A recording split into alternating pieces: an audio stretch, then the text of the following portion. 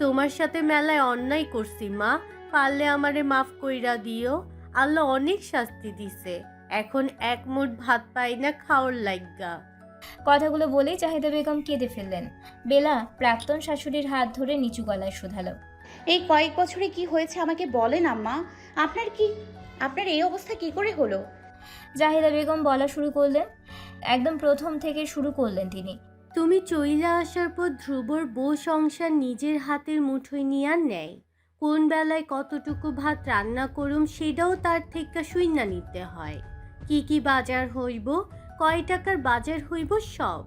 বাড়ির অবস্থা খারাপ থেকেও খারাপ হইব বুঝছা একটা ভালো পোলার লগে রিমির বিয়া দেই। তোমাগো বিচারের পর থেকে রিমিও আমার লগে ভালো কইরা কথা কইতো না। সে না কইতেই পারে, আমি তো মা, আমি তো আর ফেইলা দিতে পারি না। বিদেশি পোলার লগে বিয়া দিলাম। পোলার বাড়ি থেকে কইছিল রিমিরে বিদেশ লইয়া যাইব, হইল তাই।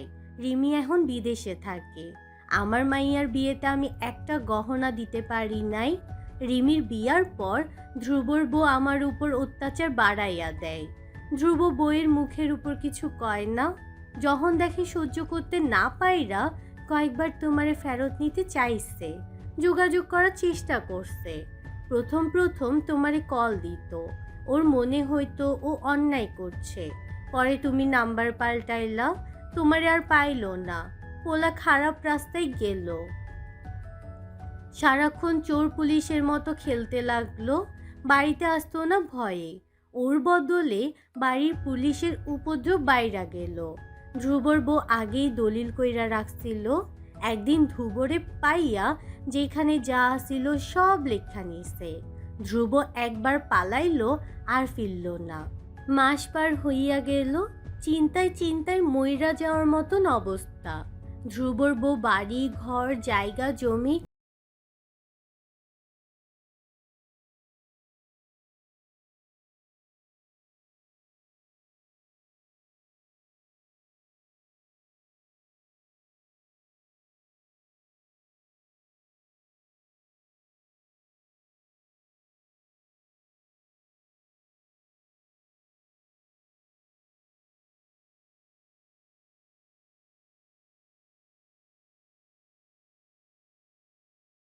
জানলাম ধ্রুব কারে কারে যেন খুন করছিল, তার জেল হইছে, আর বাড়াইব না। মাইয়ার সাথে যোগাযোগ করার লাইন জানা নাই, বাড়ি নাই, পোলা নাই, টাকা নাই, জায়গা জমি কিচ্ছু নাই। রাস্তার ফকির হইলাম। এক জায়গা থাইকা আরেক জায়গায় ভিক্ষা কইরা পেটের জ্বালা মিটাই। 1 মাস হইল এখানে আইছি। তোমার লগে দেখা হইব এটা কল্পনাতেও আসিল না। জাহিদা বেগম থামলেন। গাল দুটো চোখের পানিতে ভিজে গেছে। বেলা অবাক চোখে প্রাক্তন শাশুড়ির দিকে তাকিয়ে আছে। একটা মানুষ এতটা সিনেমাটিকভাবেও রাস্তায় এসে পড়ে, জীবনও যে সিনেমাকে হার মানাবে। কেউ এই ঘটনার সাথে জড়িয়ে না থাকলেও আদৌ বিশ্বাস করবে? জানলা দিয়ে আকাশের দিকে তাকায় বেলা। মনে মনে ভাবে, আল্লাহর বিচার দুনিয়াতে এত কঠোর হয়। একটা কথা মাথায় আসে বেলার, আল্লাহ ছাড় দেয়, ছেড়ে দেয় না। ভেতর থেকে একটা দীর্ঘ নিঃশ্বাস বেরিয়ে আসে। প্রাক্তন শাশুড়ি চোখ মুখ মুছে দিয়ে বলল, কাঁদবেন না আম্মা, আল্লাহ আছেন। আপনাকে রক্ষা করতে আল্লাহ হয়তো আমাকে পাঠিয়েছেন। আপনি চিন্তা করবেন না, আপনার কোনো এক ব্যবস্থা আমি নিশ্চয় করব। আপনি এখন ঘুমান এবং নিশ্চিন্তে ঘুমাবেন। আপনার আর কোনো চিন্তা নেই, আমি সকালে আসবো আবার। বেলা উঠে দাঁড়ালো। জাহিদা বেগম অবাক হলো বেলার ব্যবহারে। যে মেয়েকে তিনি অন্যায়ভাবে বের করে দিয়েছিলেন, যে সবসময় বেলার প্রয়োজন ছিল, তাকে সে সময় তিনি পাশে না থেকে উল্টো মন্দ করেছিলেন তার সাথে। আর সেই কিনা এভাবে পাশে থাকার কথা বলছে। বেলার দরজার দিকে এগিয়ে যেতেই জাহিদা বেগম বেলাকে ডাকলেন। বেলা ফিরে তাকালো সে। জাহিদা বেগম মাথা নিচু করে বললেন, একটা সত্যি তোমারে কই নাই, সেটা যাই না, না হয় আরেকটু ঘৃণা করলা আমারে। আমি সব জানি আম্মা। কি জানো? আপনি যেটা জানাতে চাচ্ছেন। তোমার ঘরে আমি লোক তুইলা দিছিলাম, ভাবছিলাম মানুষের সাথে তোমারে ধরলে টাকা দেওয়ান লাগবো না। আমি জানি আম্মা। অবাক হলেন জাহিদা বেগম, শুধালেন, সেদিন কও নাই কেন? রিমির কথা কেন কইছিলা?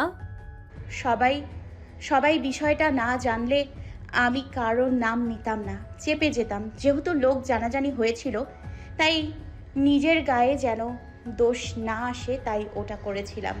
রিমি রাগের বশে একটা ভুল করতেই পারে, এটা নিয়ে লোকজন আর কিছু ভাবেনি। আপনার নাম বললে আপনাকে সবাই ছিছি করতো, আপনাকে আম্মা ডাকছিলাম। অসম্মান কিভাবে হতে দিতাম? জাহিদা বেগমের বুকটা ফেটে যাচ্ছে। নিজের অন্যায়গুলো যেন এখন আরও ভারী মনে হচ্ছে। বেলার কথা বাড়ালো না, আলগোছে রুম থেকে বেরিয়ে এলো। বেলা নিজেদের রুমের দরজায় নক করলো। কিছুক্ষণ পরই ফারাজ এসে দরজাটা খুলে দিল, হাতে জ্বলন্ত মোমবাতি। পুরো রুম অন্ধকার। বেলা ভ্রু কুচকে ফারাজের দিকে তাকিয়ে বলল, কি ব্যাপার, কি হচ্ছে এখানে? ফারাজ মৃদু হেসে বলল। ভেতরে আসুন ম্যাডাম। বেলা রুমে প্রবেশ করে সমস্ত ঘরের মোমবাতি দেখে শুধালো, আলো নিভিয়ে মোমবাতি জ্বালানো কেন? কি চলছে মাথায়? ফারাজ বেলার গালে লেপ্টে থাকা চুলগুলো কানের পিঠে গুজে দিয়ে বলল, মাথায় যা চলছে সেটা একটু পর আপনার উপর চলবে। লজ্জায় বেলার মুখের রং পাল্টে গেল। নিমিষে যেন মাথায় বয়ে আনা চিন্তা দূর হলো।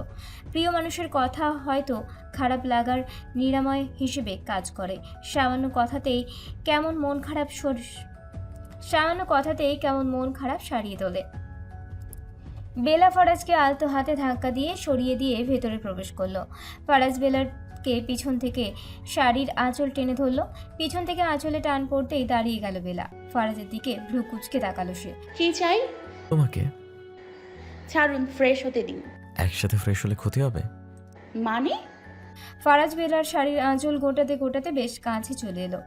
কানের কাছে মুখ নিয়ে ফিসফিস করে বলল, এই ধরো একসাথে ফ্রেশ হতে গেলাম, তাহলে সময়ও কম অপচয় হলো। বেলা চকিতে শাড়ির আঁচল ছাড়িয়ে নিল। মুচকি হেসে বলল, সব সময় সবকিছু সম্ভব নয় সাহেব। ফারাজ আবারও বেলার কাছে এসে চোখে চোখ রেখে বলল, তুমি আমি চাইলে সবকিছুই সম্ভব। ভালো থাকা, ভালোবাসা, সব। বেলা তার নরম হাত ফারাজের গালে ছুঁয়ে বলল, অনেক কথা বলার আছে, ফ্রেশ হয়ে আসি। ফারাজের সংক্ষিপ্ত কথায় দমে গেল বেলা। মুখের অবস্থা দেখে বুঝলো ফারাজ রাগ করেছে। বেলা ভ্রু উঁচিয়ে শুধালো, রাগ হলো? ফারাজ মুখ বাঁকিয়ে বলে উঠল, না, রাগ করবো কেন? আমাদের তো মান অভিমান পর্ব চলছে, তাই না? এটা তো হানিমুন না। মনে হচ্ছে কেউ মারা গেছে আর আমরা শোক পালন করতে এসেছি। শালার মধুচন্দ্রিমায় না আছে কোনো মধু আর না আছে চাঁদ। ফারাজের কথায় ফিক করে হেসে ফেলল বেলা। হাতের ওপর ফেলে রাখা শাড়ির আঁচল কাঁধের ওপর ভাঁজ ফেলে কোনো কোমরে গুজে ফারাজের সামনে গিয়ে দাঁড়ালো। দু হাতে গলা জড়িয়ে ধরে বলল, রাগ হয়েছে মশাইয়ের? অস্বাভাবিক কিছু? আজ একজন এলো, কাল নিশ্চয়ই চলে যেতে চাইবে। আমরা আমাদের মতো করে কোনো সময় কাটালাম। এখানে আমরা কেন এসেছি বলো আমাকে? আমরা আবার আসবো। তার মানে তুমি সত্যি সত্যি চলে যেতে চাইছো?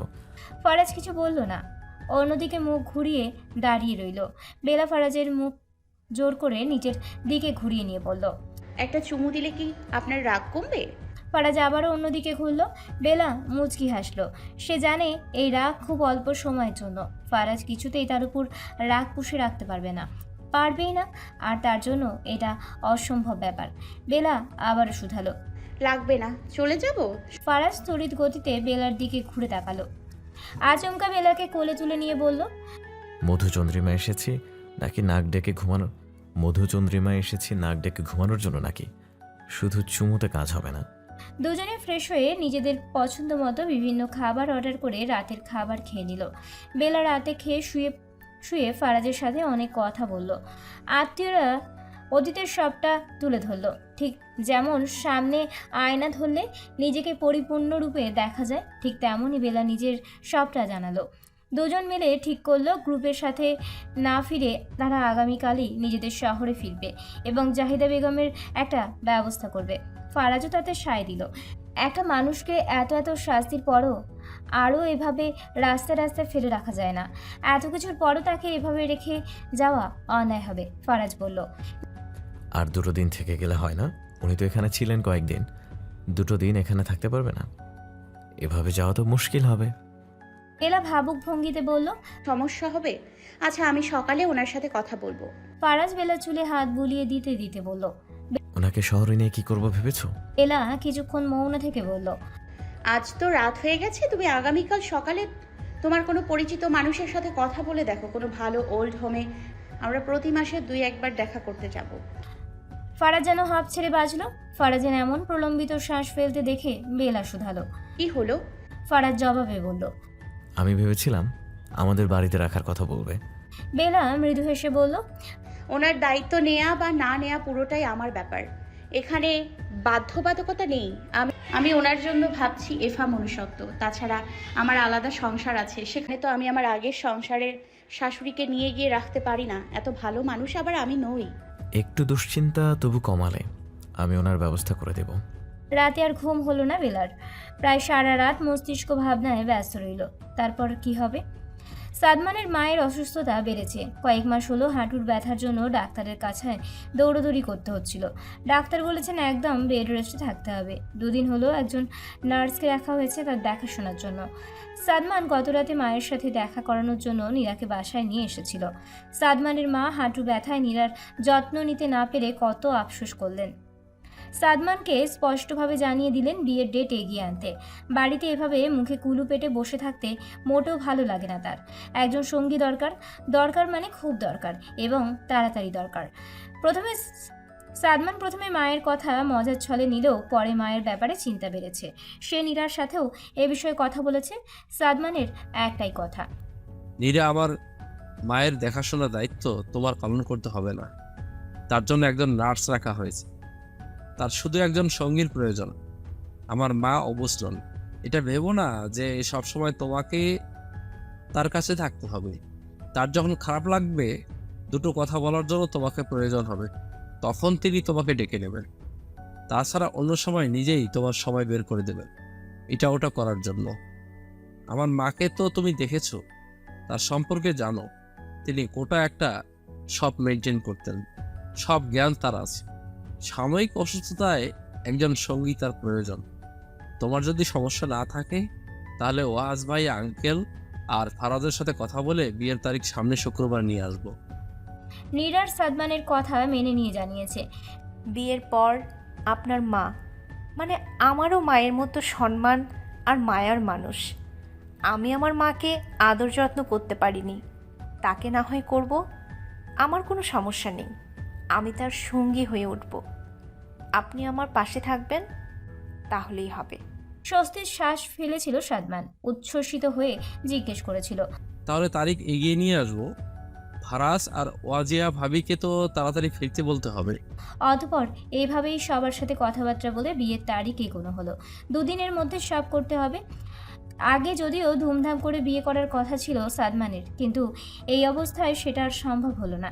কয়েকজন নিজের কাছের মানুষ এবং নীরার দিক থেকে ফারাজ এবং ওয়াহাজের পরিবার ছাড়া আর কেউ নিমন্ত্রিত হবে না। সাদমান মনে মনে সিদ্ধান্ত নিল এই অল্প সময়ের নীরার জন্য যা যা করা যায় সে সবই করবে সাদমান করবে। তার একটাই কথা, মানুষের জীবনে বিয়ে একবারই আসে। সাদমানের খবর পেয়ে আর দেরি করতে পারল না ফারাজ এবং বেলা। একটা দিন বেশি থেকেই দুজনে মিলে গ্রুপ ছাড়াই জাহিদা বেগমকে সঙ্গে নিয়ে নিজ শহরে ফিরল। সারাদিন বাস জার্নি করে বাসায় পৌঁছে সবাই খুবই ক্লান্ত। বাড়ির মানুষ তাদের দুজনের সাথে আরও একজনকে দেখে ভীষণ অবাক। ওয়াহাজ যখন শুনল বেলা নিজের প্রাক্তন শাশুড়িকে সাথে করে বাসায় এনেছে, তখন সে সাথে সাথে বোনের ভুল ভাঙাতে বাসায় এসে হাজির। শত্রুকে কখনো সাহায্য করলেও বাসায় আনতে নেই, এটা সবাই বোঝে না। যে কথাটা বোনকে বোঝানো এখন খুব জরুরি। ওয়াহাজ বাসায় এসে যখন জানলো জাহিদা বেগমের জন্য ওল্ড হোমে থাকার ব্যবস্থা করা হয়েছে, তখন সে একটু শান্ত হলো। বোনের প্রতি ভরসা হয়তো একটু বেড়েও গেল। বোন মানবিকতার পরিচয় দিতে গিয়ে নির্বুদ্ধিতার পরিচয় অন্তত দেয়নি, তবুও যেন বেশি সময় বাড়িতে ওনাকে না রাখা হয়। তাই ওয়াহাজ ফারাজের সাথে কথা বলে রাতের মধ্যে নির্দিষ্ট জায়গায় নিয়ে যাবে বলে সিদ্ধান্ত নিল। জাহিদা বেগম যতক্ষণ বাসায় রইলেন ততক্ষণ ফাহমিদা বেগমের কাছ থেকে ছেড়ে কোথাও গেলেন না। ফাহমিদা বেগমও একদম কাছে কাছে রাখলেন। দুজনের এত মিল দেখে বেলার এক মুহূর্তের জন্য মনে হলো যদি ওনাকে এখানে রেখে দেওয়া যেত, কিন্তু জীবনের সব কিছুই তো আর সম্ভব না। চাওয়া সব কিছু পাওয়া যায় না। বেলা আর ফারাজ সন্ধ্যার দিকে বের হলো জাহিদা বেগমের প্রয়োজনীয় সব কিছু কেনাকাটার জন্য। বাড়ি থেকে শুরু করে যা যা প্রয়োজন সব কিছুই তারা কিনলো। কেনাকাটা শেষ করে ফারাজ মার্কেট থেকে একটু বাহিরের দিকে এসে একটা রেস্টুরেন্ট দেখিয়ে বলল, এখান থেকে খাওয়া দাওয়া করে সবার জন্য নিয়ে গেলে হয় না? বাসায় তোমার মৌ ভাবিও আছে। বেলা ভ্রুকুচকে বলল, সে বোধ হয় আপনার কিছু না। সবই তো তোমার। ভাই তোমার, ভাবি তোমার, শ্বশুর তোমার, শাশুড়ি তোমার, আর এই বরটাও তোমার। তাহলে আমার আর কি রইল? সামনে আস্ত একটা মানুষ দাঁড়িয়ে আছে, চোখে পড়ছে না? মৃদু হাসলো ফারাজ। এটাই তো শুনতে চেয়েছিল সে। রাস্তার পাশেই দাঁড়িয়ে বলে উঠল, এই মানুষটা ছাড়া আমার আর কি বা আছে? এখন দেরি হয়ে যাচ্ছে না? চলো চলো, বাসায় ফিরে আমার আর ওয়াহাজ ভাইয়ের আবার আন্টিকে নিয়ে বেরোতে হবে। রাত 10টার মধ্যে বন্ধ হয়ে যায়। আমার মনটা কেমন করছে। কেমন? এই যে কালকের দিন পর সাদমান নীরার বিয়ে, এই সময়ে উনি আমাদের কাছে এলেন, আর আজকেই চলে যেতে হচ্ছে। রেখে দিতে চাইছো?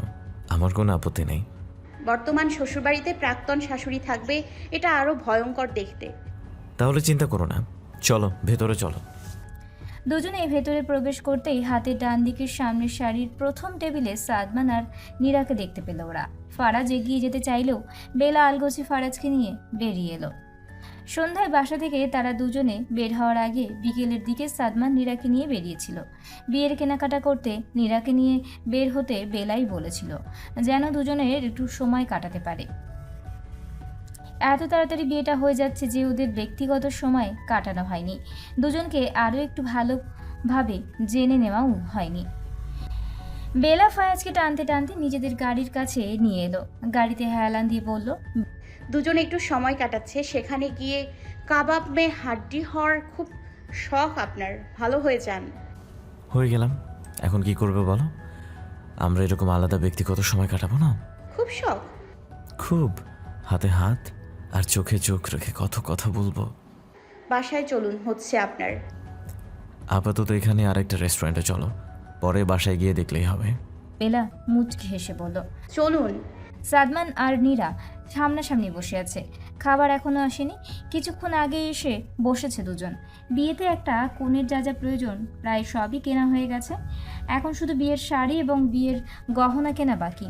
আজকেই সাদমান নীরাকে নিয়ে বেরিয়ে পড়েছে, কারণ কালকের দিনটা হাতে রাখা প্রয়োজন।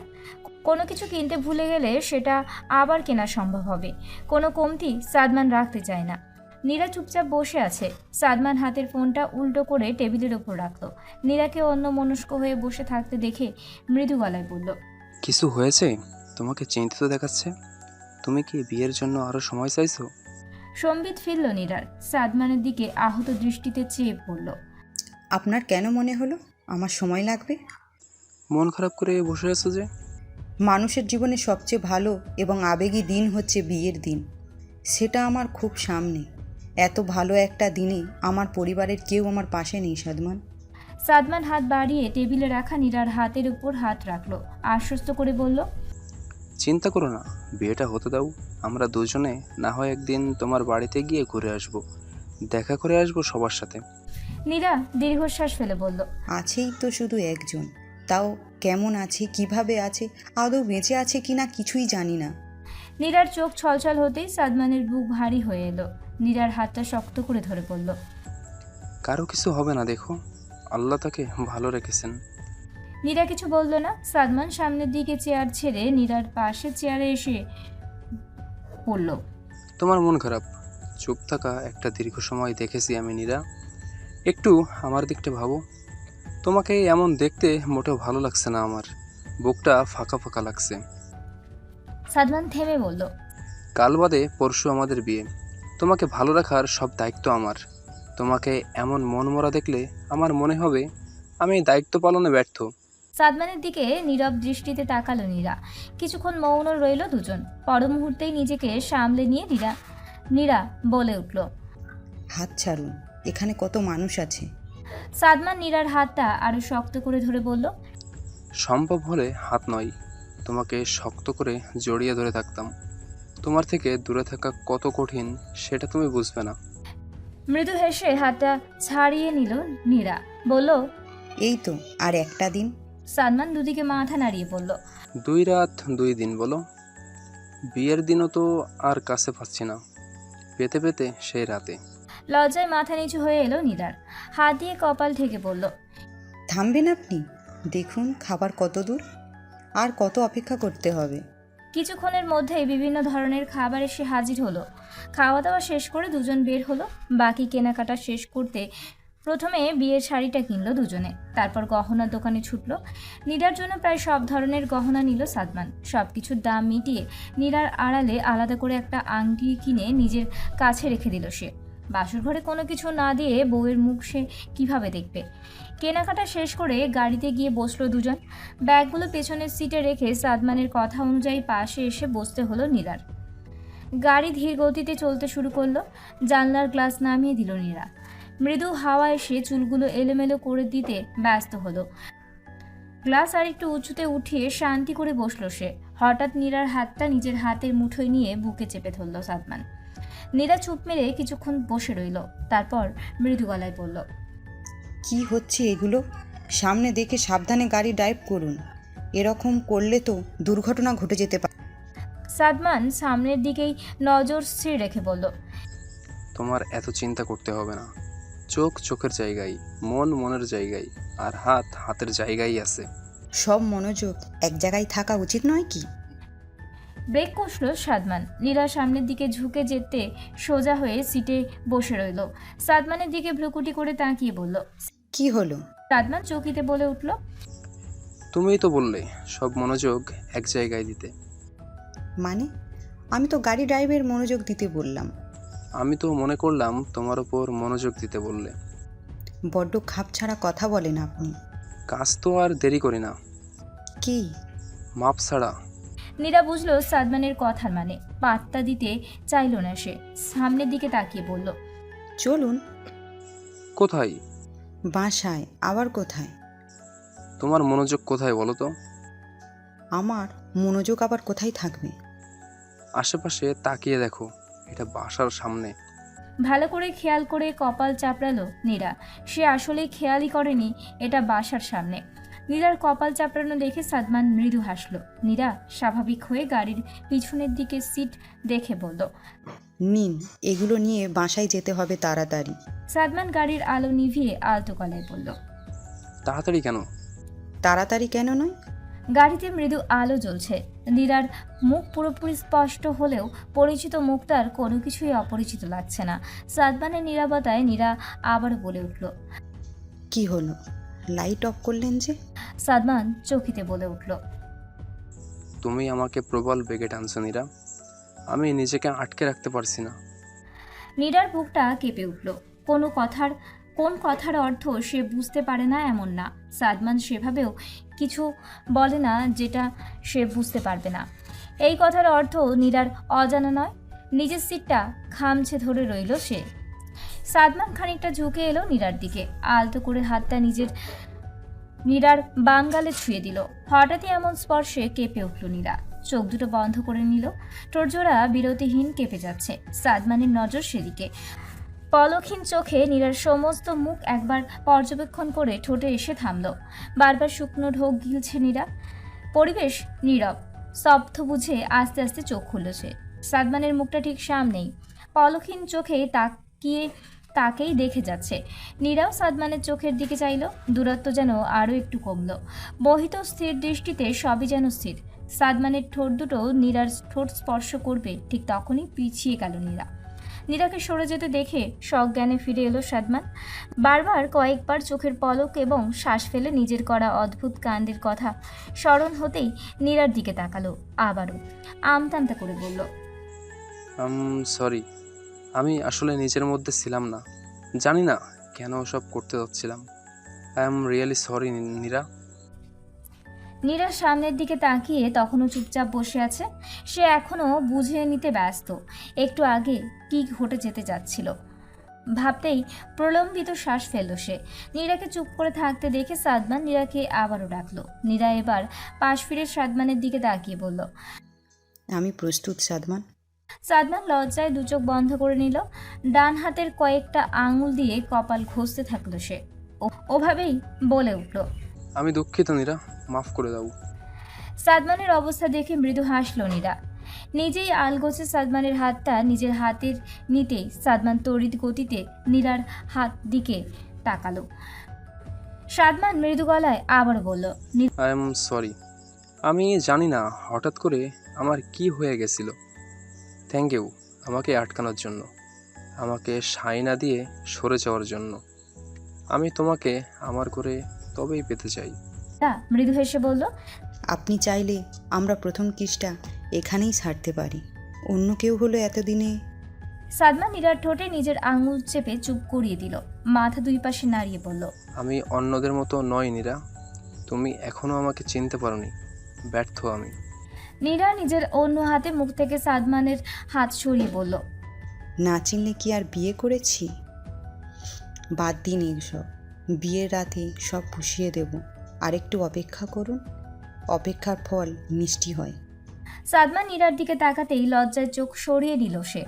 সাদমান মিটিমিটি হাসল, নিজেকে স্বাভাবিক করে নিয়ে বলল, আজ দেখা হচ্ছে সাদমান তাহলে, এবং নীরার অপেক্ষায় বিয়ে। রইলাম। একদমই ঘরোয়া আপনাকে পেতে আয়োজন, এতটুকু বাহিরের অপেক্ষা কোনো আমি মানুষের করতেই পারি উপস্থিতি নীরা। নেই ফারাজেরদের বাড়িতে। তবে সাদমানদের বাড়িতে অতিথি নিকটাত্মীয় কয়েকজন এসেছেন। বর তো আর একা একা বিয়ে করতে যেতে পারে না, বরের সাথে বন্ধু ভাই চাচা মিলে কয়েকজন সাথে যাবে। তবে বরের বাড়িতে তেমন কোনো আয়োজন নেই। নীরার জন্য কেনা সমস্ত কিছু সকাল সকাল পাঠিয়ে দেওয়া হয়েছে। ওয়াহাজ নিজে নীরাকে পার্লারে রেখে এসেছে।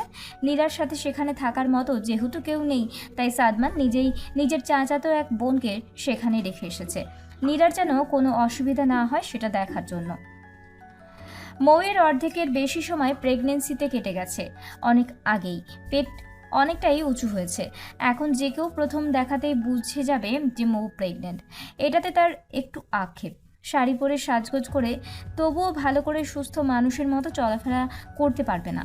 বাড়িতে সকাল থেকে রান্না বান্না হচ্ছে, বাসার নিচে রান্নার কাজ চলছে, লোক রাখা হয়েছে রান্নার জন্য। ফারাজ এবং ওয়াহাজ সকাল থেকে সেখানে কাজ করছে। ফারাজের বাবা বসে দেখাশোনা করছেন সব কিছু ঠিকঠাক হচ্ছে কিনা। প্রায় দুপুরের দিকে ওয়াহাজের ডাক পড়ল বাসায়। মৌ ডেকেছে, সে কিছুতেই বুঝতে পারছে না সে কোন শাড়িটা পরবে। মৌ ইদানিং খুঁতখুঁতে স্বভাবের হয়ে গেছে। খাওয়া দাওয়া থেকে শুরু করে পোশাক পর্যন্ত পছন্দ মতো হওয়া চাই। ওয়াহাজ কাজ ফেলে রেখে বাসায় এলো। বেসিনে হাত মুখ ধুয়ে পরিষ্কার হয়ে মৌয়ের রুমে প্রবেশ করলো। মৌ গোসল শেষ করে বিছানায় ডজনখানেক শাড়ি ছড়িয়ে ছিটিয়ে বসে আছে, কিছুতেই ঠিক করতে পারছে না কোনটা পরবে। ওয়াহাজ রুমে প্রবেশ করতেই মৌয়ের মুখ আরো ভার হয়ে এলো। ওয়াহাজ এসে পাশে বসে নরম গলায় শুধালো, কি হয়েছে? মৌ মুখ গোমড়া করে বলল, কোন শাড়ি পরবো একটাও ভালো লাগছে না, আর শাড়ি পরলেও তো উঁচু হয়ে থাকবে। কেন? তুমি বাচ্চার উপস্থিতি বুঝতে পারছো? সে তোমার মাঝে বড় হয়ে উঠছে, এতে তুমি খুশি নাও?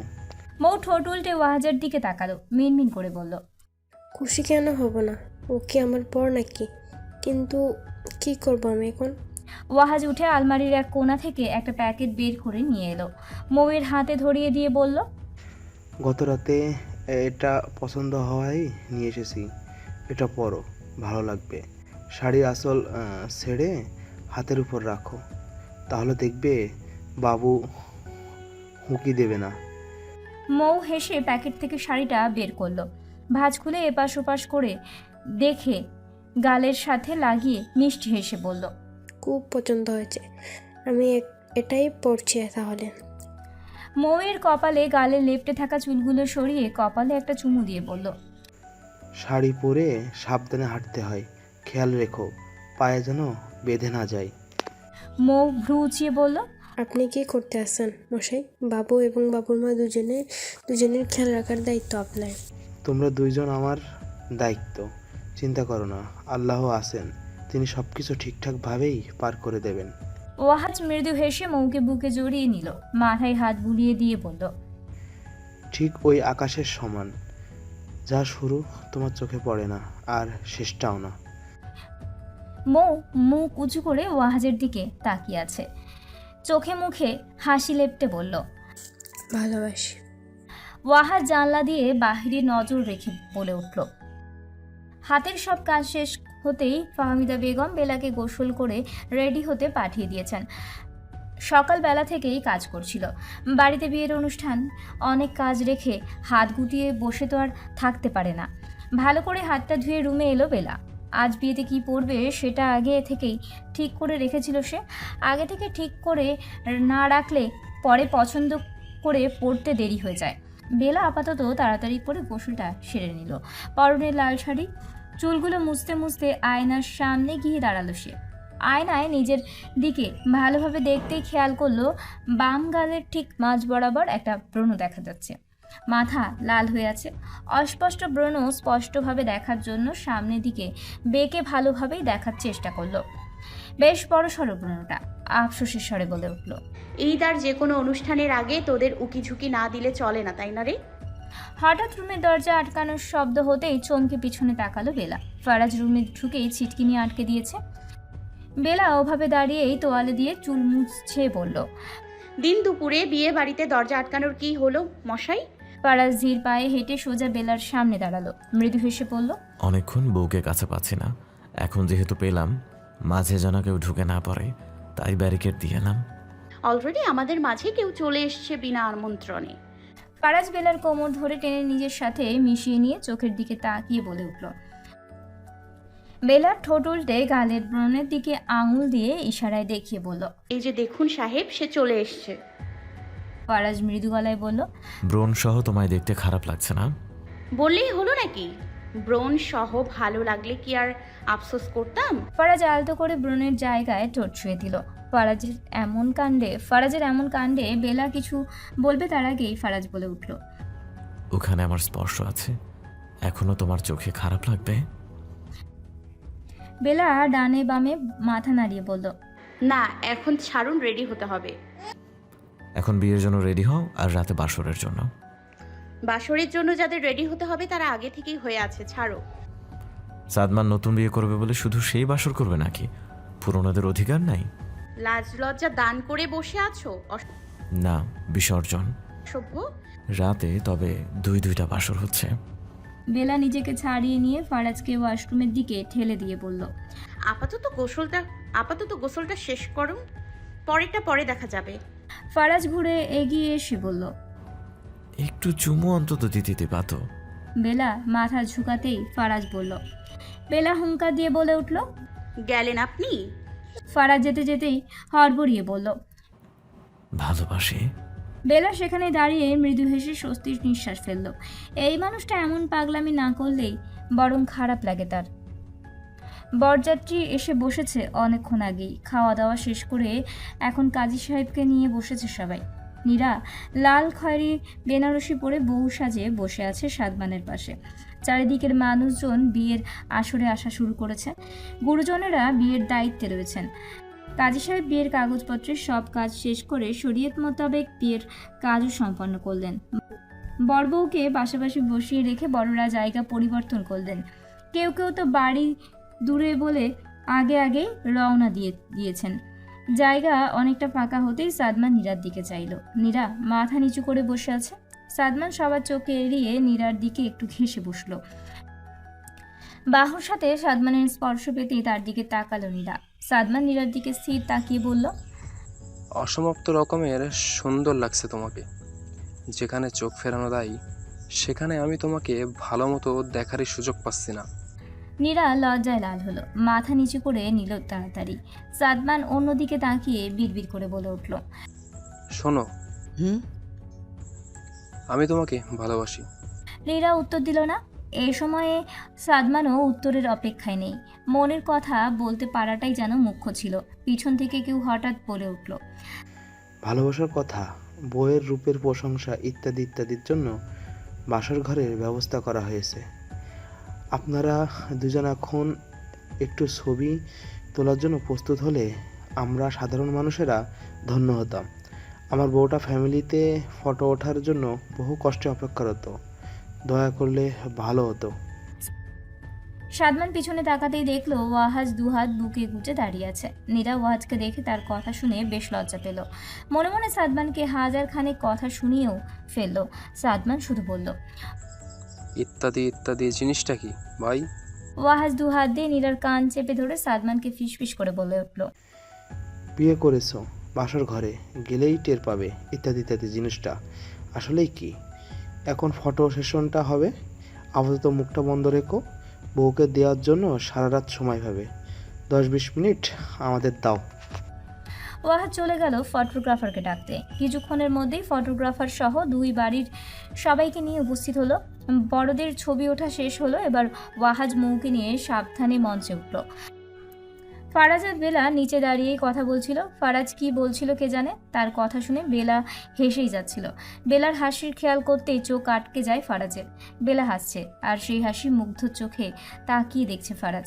সবাই যখন তৈরি হচ্ছিল, ফটোগ্রাফার সবাইকে বলে দিচ্ছিল কে কিভাবে দাঁড়ালে ছবি সুন্দর আসবে, তখনই সাদমান ফারাজকে ডেকে বলে উঠল, ভাই, প্রেম বাদ দিয়ে ছবি উঠতে আই।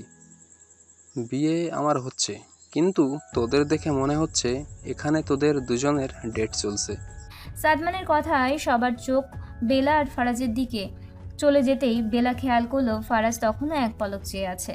আশেপাশের মানুষকে দেখে লজ্জায় যেন মাথা কাটা যাচ্ছে তার। ফারাজের হাতে সজোরে চিমটি কেটে দাঁতে দাঁত চেপে সে বলে উঠল, চলো। একের পর এক দারুণ মুহূর্তগুলো ছবির ক্যামেরা বন্দি হচ্ছে। সবার মুখ হাস্যোজ্জ্বল। ওয়াহাজ মৌকের সযত্নে বুকের কাছে নিয়ে দাঁড়িয়েছে, একটা হাত পুরো মানুষটাকে আলিঙ্গন করে রেখেছে যেন। বেলা ফারাজ পাশাপাশি দাঁড়িয়েছে। ছবি ক্লিক হয়েই যাচ্ছে। ফারাজ নিজ স্ত্রীকে ক্ষণে ক্ষণে মুগ্ধ চোখে তাকিয়ে দেখছে। সে এখন সবাইকে কিভাবে বোঝাবে এই মানুষটার ওপর থেকে চোখ সরানো যে মুশকিল হয়ে দাঁড়িয়েছে। তার ইচ্ছে করছে জনমানবহীন একটা ঘরে এই মানুষটাকে ঠিক সামনেটায় বসিয়ে দু চোখ ভরে দেখতে।